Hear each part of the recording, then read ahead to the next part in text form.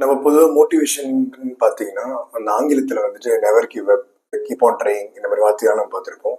அந்த காலத்திலேயே வந்துட்டு திருவள்ளுவர் நிறைய மோட்டிவேஷனான வார்த்தைகள்லாம் சொல்லியிருக்காரு. அது ஒரு வார்த்தை, 2 வார்த்தை சொல்ல முடியாது. அந்த மற்ற அதிகாரத்திலே நீங்க பார்க்கலாம். அதை நம்ம கேட்கும்போதே நம்மளுக்கு வந்து புல்லரிக்கும், மோட்டிவேஷன் நம்மளுக்கு கிடைச்சிரும். நம்ம பெரிய இலக்கை வச்சிருக்கும் பொழுது, நம்ம வந்து ஃபர்ஸ்ட் அந்த இலக்கை வச்சிருக்கிறதே நம்ம பெருமைன்னு சொல்றாரு. அந்த வச்சிருக்கிறது பெருமைன்னு சொல்லும்போது, அது நடந்ததுதான் நம்ம நல்லது தான். இப்போ நம்ம வந்து ஒரு விதையை போடணும்.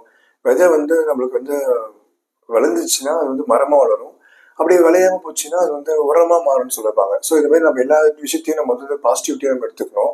அதுதான் இங்க வள்ளுவர் நம்மளுக்கு இந்த வரியில சொல்லியிருக்காரு. அதுக்கு முன்னாடி நான் வந்து விளக்கத்தை சொல்லிடுறேன். கடைசியா நான் வந்து குரல் சொல்றேன். நம்ம நினைக்கிற விஷயம் முதல் பெரிய விஷயமா இருக்கணும். அந்த விஷயத்தை வந்து நம்ம வச்சிருக்கிறதே ஒரு பெரிய விஷயம் தான். மற்றவங்க பார்க்கும்போது நம்ம வந்து ஒரு பெரிய ஒரு பிரஸ்டீஜான விஷயம் நினைப்போம். அது மட்டும் இல்லாம சப்போஸ் அது தள்ளி போச்சுனாலும், அது வந்து நம்ம நடக்காம போயிடுச்சுனாலும், நம்ம வந்து விட்டுறாம நம்ம வந்து முயற்சி செஞ்சுட்டே இருக்கணும்னு தான் இந்த வரியில சொல்ல வர்றாரு. உள்ளுவதெல்லாம் உயர்வுள்ளல், மற்றது தள்ளினும் தள்ளாமை நீர்த்து. இந்த வரியோடைய பொருள் தான் நம்ம முன்னாடியே சொல்லியிருந்தோம். உள்ளுவதெல்லாம் உயர்வுள்ளல், நம்ம நினைக்கிறது எல்லாமே பார்த்தீங்கன்னா ஒரு உயர்ந்த எண்ணமா இருக்கணும்.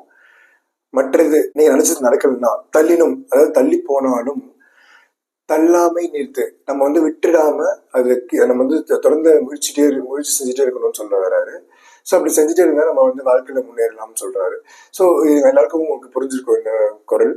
ஸோ இது வந்து நம்ம டே டு டே லைஃப்ல நம்ம நிறைய விஷயத்துல நம்ம பார்க்கலாம். விஷயம் முயற்சிக்கிறோம், அது நடக்கலன்னா நம்ம பொதுவாக இப்போ இருக்கிற காலகட்டத்தில் நம்ம இந்த மொபைல் பார்க்குற விஷயங்கள், அப்புறம் நம்ம சுற்றுச்சூழலில் இருக்கிற விஷயங்கள், நம்ம பழகிற மனிதர்கள், அப்புறம் முக்கால்வாசி எல்லாமே நம்ம மொபைல் அந்த சுற்றுப்புறத்துலயும் நம்மளுக்கு வந்து போயிடுது. ஸோ பொதுவாக நம்மளுக்கு வந்து பாசிட்டிவ் நெகட்டிவ் தான் நிறைய இருக்கு. ஓவர் திங்கிங் இந்த மாதிரி பார்த்தீங்கன்னா நெகட்டிவா நம்ம வச்சு நம்ம வந்து அந்த ஒரு மோட்டிவேஷனாவே நம்ம யாரும் போக மாட்டேங்கிறோம்.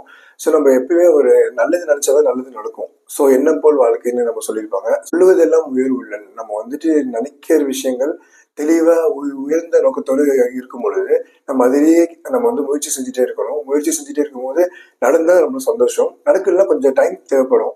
அது வந்து நடக்காம போகாது. வாய்மையை வெல்லும்னு சொல்லியிருக்காங்க. உண்மை எப்பொழுதும் ஜெயிக்கும். நம்ம வந்து நல்ல விஷயத்துக்காக போராடி நம்ம எப்பவுமே நம்ம அதை நோக்கி போயிட்டே இருந்தோம்னா கண்டிப்பா நம்ம வந்து வாழ்க்கையில ஜெயிப்போம்.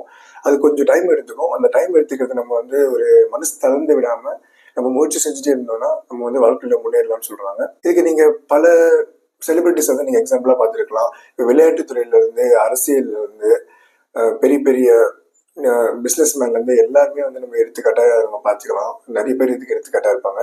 ஒரு நாள்லயே யாருமே ஜெயிச்சிட மாட்டாங்க. கொஞ்சம் டைம் எடுக்கும்.